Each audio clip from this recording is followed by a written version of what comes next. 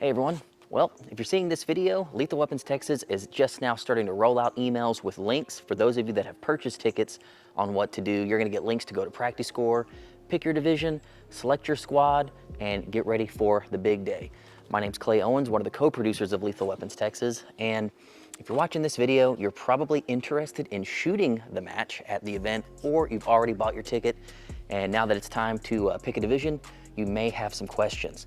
This video is going to go over the differences in divisions and the differences between retro and retro mod. If you have any questions at the end of this video that I didn't cover, make sure to list them in the comments below. And you can also check the comments section to see if your question has already been asked and answered. Let's go ahead and get into it. So you bought your ticket and it's go time. Here's what you need to do when you get on site. Make sure that your rifle, PCC, whatever it is that you bring for the match is bagged and flagged. That means in a case with a chamber flag. Chamber flags are absolutely mandatory for all rifles being used at the match.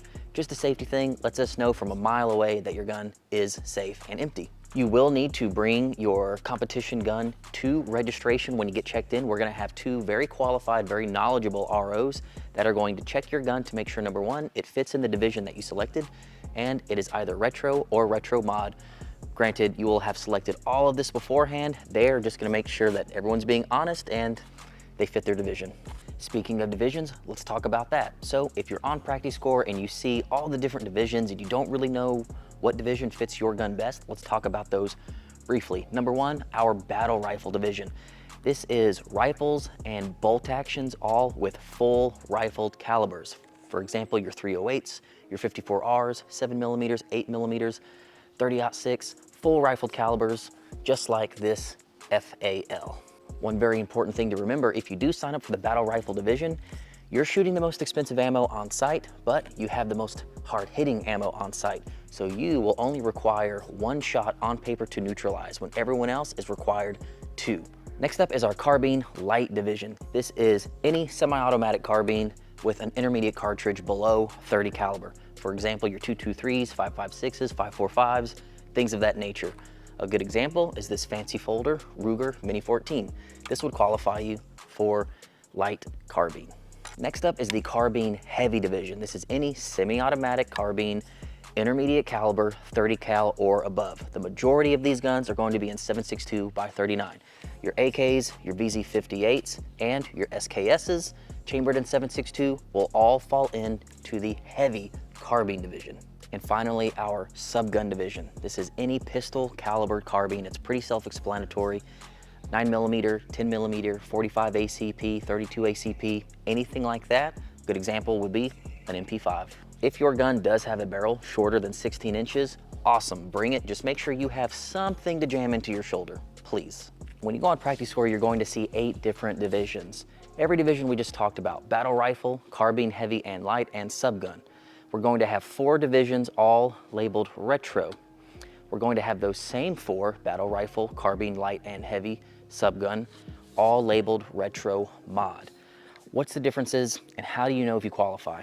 Step number 1, go to lethalweaponstx.com and you're going to find an approved gun list on our FAQ. Just scroll down to the bottom of the page, you'll see it. Though we think the list is pretty extensive, if we miss something that you think should qualify as retro, leave a comment in the section down below or send us an email, DM, we'll get it pre-approved if we think it fits in. We can't think of everything.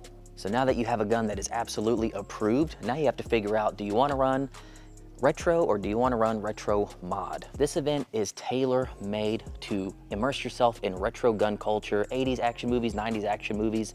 That's the fun of this thing. You should really use this match to have a good time and don't try to game it and take it super seriously. This is a fun match. And because of that, we have dedicated the majority of the prizes to the retro divisions.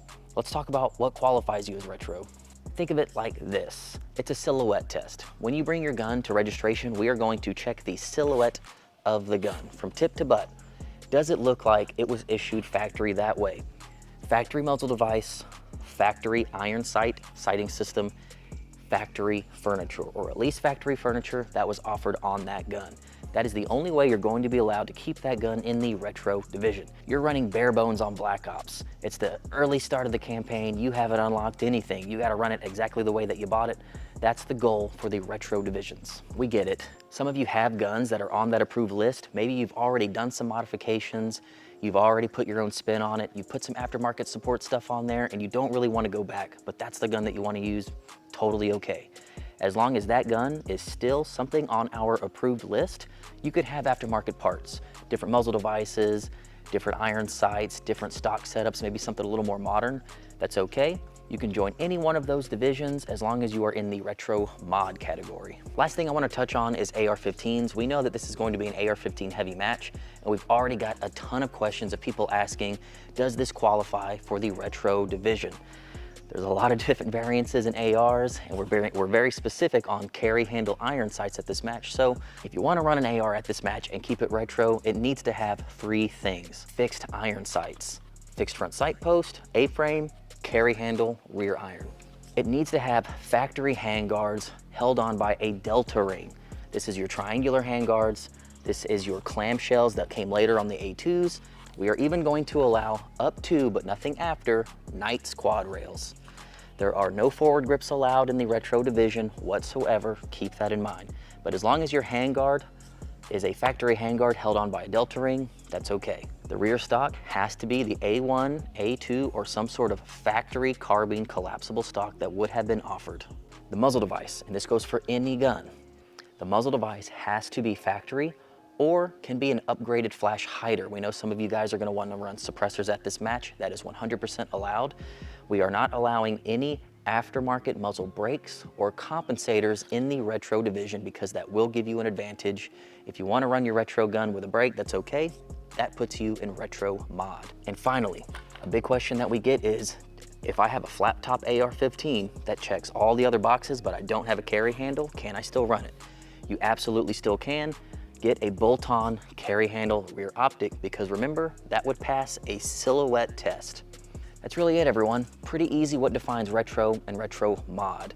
Remember, the majority of the prizes and accolades are going to go to those of you that join the retro divisions and excel, but we still want you guys to have fun in the retro mod division, so that's why it's there, so that we get as many of you out to this thing as possible. All right, guys, that's it. If you haven't bought your tickets, please feel free to go do so. There are still very limited quantities on Friday, Saturday, and Sunday match tickets. Go to lethalweaponstx.com, click on the buy now, and you'll see all the different tickets that are available. If you've already bought a ticket, make sure you pay attention to the email that you use to purchase your ticket. That is where we are sending out links and correspondence on going to practice score, picking a squad, picking a division, and going on from there. Again, if I missed anything at all, I know this has been a long-winded video, leave a comment down in the comment section below. We'll try to answer it as quick as we can. Think of it as a living FAQ section. This video is going to be cross-posted on Instagram, Facebook, and YouTube, so wherever you're seeing it, leave a comment down below and we will make absolutely sure we get to you in time so that you know exactly what you need to do. All right, we'll see you soon.